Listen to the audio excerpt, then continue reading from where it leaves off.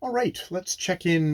We are still in Canto number 11 of Orlando Furioso by Lodovico Aristo. Got to practice that.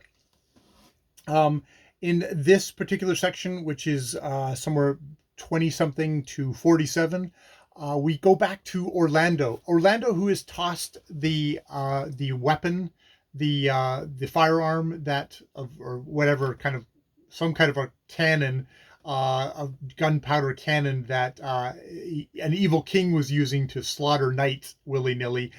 He's tossed it into the ocean, but Aristo makes the point of saying, "Oh, he dropped it in the ocean, but like 100 years later, an evil wizard will rise it up again, and it'll get first used in Germany, and then will spread around, and it will kill chivalry. Chivalry is dead." And this is coming to you in Orlando Furioso, so a 1400s work, and already chivalry is dead. I think it's 1400s. I should get my have that date on my thing, but here I'll turn on my phone and see my notes on that. So there's that. But what happens is Orlando, he still thinks that Angelica is held captive by these people who are feeding maidens to the orc, the giant sea monster, which is called an orc. Unlike, this is not a Tolkien orc, this is a sea monster, probably kind of a sea dragon kind of idea, I think, in the water. But he still thinks that she's on this island chained, and indeed he's coming towards the island, and he sees that there is a maiden there, naked, chained, but he can't make out exactly who it is. And the orc, this giant sea monster, goes out of the wonder, and it's basically divides half the water just with its bulk, and they do battle. He is prepared himself. He only has a sword, but he also has a huge anchor and a chain.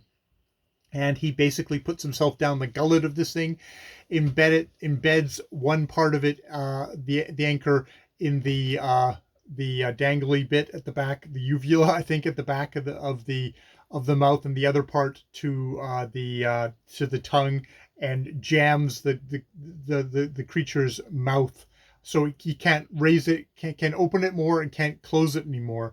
Gets out and ends up vanquishing the monster. The monster is dead before it reaches the shore.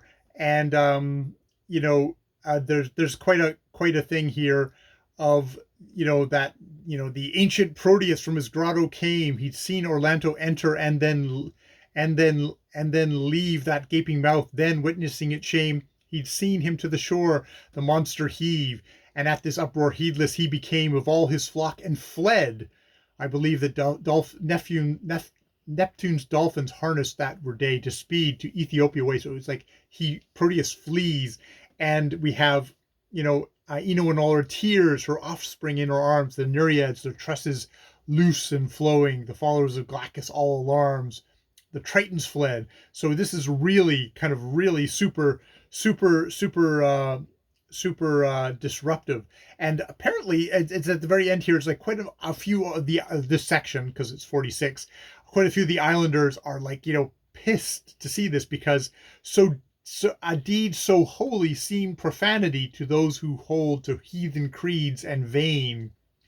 They said it would renew the enmity of Proteus, who would send his flock again to ravage and despoil their island shore. Which is it's an interesting thing of Orlando is obviously a Christian knight, doing Christian deeds, but which seem profane to the other worshippers, people who don't worship the Christian God, but instead worship this kind of pantheistic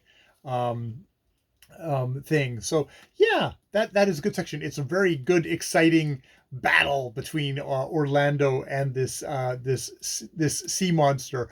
There's almost a thing here of we're getting Christianity also vanquishing ancient evils, maybe also driving out ancient gods from an area, with Proteus fleeing to Ethiopia, which might be seen as a non-Christian area. So getting out while the getting is good. All right. I will leave it there. More videos later.